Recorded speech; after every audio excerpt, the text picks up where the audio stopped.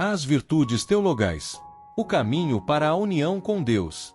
Na caminhada rumo à santidade, Deus nos concede dons especiais que nos elevam acima da natureza humana e nos fazem participar de sua própria vida. Esses dons são as virtudes teologais, fé, esperança e caridade, que não se originam no esforço humano, mas são infundidas por Deus no batismo.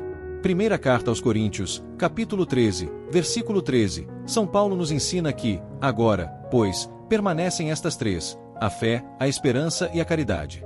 Mas a maior delas é a caridade. Essas virtudes são essenciais para a vida cristã, pois nos orientam diretamente a Deus e nos tornam capazes de amá-lo acima de todas as coisas. Mas antes de aprofundarmos este tema tão importante, já aproveita para se inscrever no canal e ativar as notificações para continuar aprendendo mais sobre a fé católica. E se esse conteúdo te ajudar, compartilhe com mais pessoas para que também possam crescer na vida espiritual. Agora, vamos mergulhar nesse estudo fundamental para a nossa salvação. Primeiro, virtude da fé. A fé é a porta de entrada da vida cristã, pois sem ela ninguém pode agradar a Deus.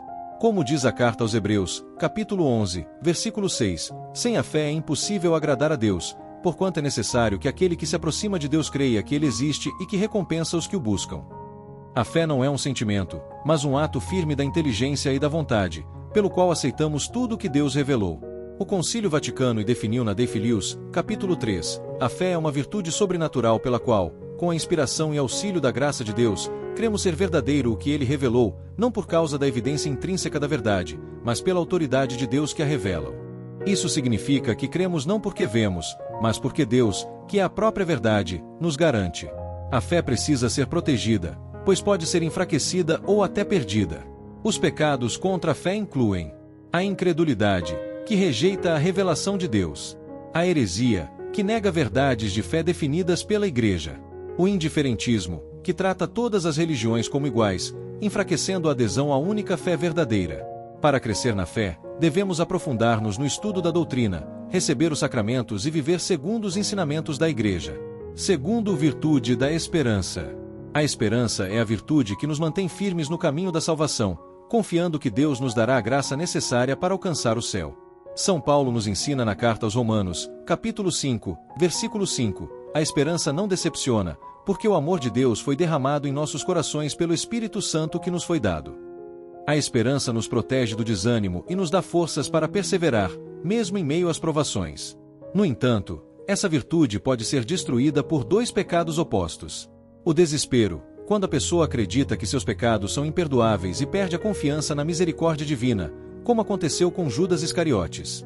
A presunção, quando alguém acredita que pode salvar-se sem a graça de Deus ou, ao contrário, pensa que será salvo sem necessidade de conversão. A esperança se fortalece pela oração, pela meditação sobre as promessas de Deus e pela recepção dos sacramentos. 3. A caridade, o amor que nos une a Deus. A caridade é a maior das virtudes, pois nos faz amar a Deus sobre todas as coisas e ao próximo como a nós mesmos. Jesus nos ensinou no Evangelho de Mateus, capítulo 22, versículos 37 a 39, amarás o Senhor teu Deus de todo o teu coração, de toda a tua alma e de todo o teu entendimento. Este é o maior e o primeiro mandamento. O segundo é semelhante a este, amarás o teu próximo como a ti mesmo. Santo Tomás de Aquino explica na Suma Teológica que a caridade é a forma de todas as virtudes, pois as ordena ao fim último, que é Deus. Isso significa que sem a caridade, nenhuma outra virtude tem valor sobrenatural. Os pecados contra a caridade são graves e podem levar a alma à morte espiritual. O ódio a Deus, o pecado mais terrível, pois rejeita o próprio bem supremo.